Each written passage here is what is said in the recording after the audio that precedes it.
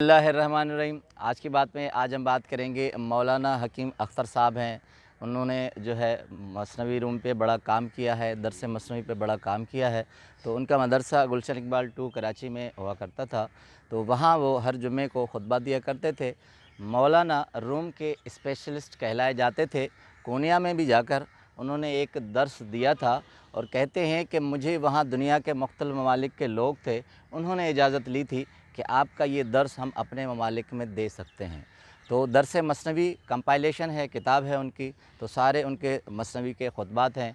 तो उन्होंने अशार की एक एक मीनिंग और तफसील बड़े अच्छे अंदाज से की है। तो आज हम चाहेंगे कि मौलाना रूम के इस दरस मसनवी को डिस्कस करें।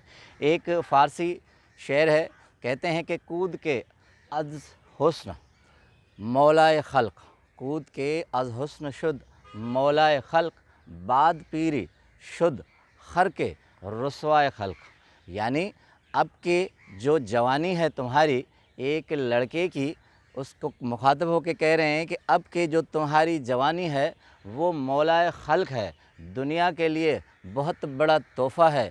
यानी आप जहाँ से गुज़र रहे हो आपकी बहुत इज़्ज़त हो रही है, आपको हुस्न का देवता कहा जाता है, हुस्न का मुजस्मा कहा जाता है। मगर बाद पीरी शुद्ध खर के रुसवाए खल्क, मगर जब पीरी आएगी यही हुस्न जाएगा तो खल्क में रुसवा हो जाओगे। इसके ख़ुद मौलाना अख्तर साहब कहते हैं कि एक हुस्न से लबरेज़ आदमी जब अपनी नौजवानी जवानी में घूमता फिरता है तो सब से हाथों में उठाए फिरते हैं।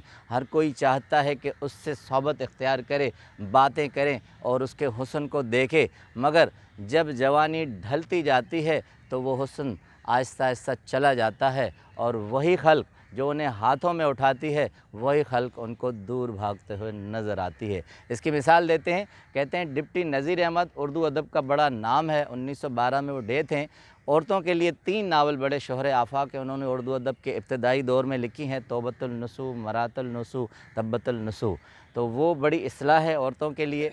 तो कहते हैं कि उनका वाक़या बताते हैं कि वो अलीगढ़ में तालीम हासिल करते थे। उन्होंने वाक़या बताया है कि जब हम अलीगढ़ में बीकॉम करते थे तो वहाँ एक खूबसूरत लड़का हमारा क्लास फ़ेलो हुआ करता था। न सिर्फ़ क्लास के सारे लड़के उसके हुस्न पर फ़रेबता थे, मगर उस्ताद भी उसकी बड़ी इज़्ज़त करते थे, सिर्फ़ इसलिए कि उसे हुस्न होता था। कहते हैं कि हर कोई चाहता था कि उसके साथ चाय पिए। लोग बहुत से शागिर्द उसके लिए तोहफ़ा ताइफ़ ले आते और कभी कभी उसे खाना भी खिला देते। कहते हैं 2-3 साल तक तो ये सिलसिला चलता रहा, मगर उसके बाद जब उनकी दाढ़ी आ गई, मूछें आ गई, हुस्न ढल चुका, तो उसके बाद कहते हैं जब हुस्न छुप चुका तो उसके बाद लोग उससे दूर भागने लगे और उससे वो इतनी उनसियत नहीं करने लगे। अब मौलाना रूम के अल्फाज में कहते हैं कि ये दुनिया का हुस्न और किसी शख्स का हुस्न एक आर्ज़ी हुस्न है।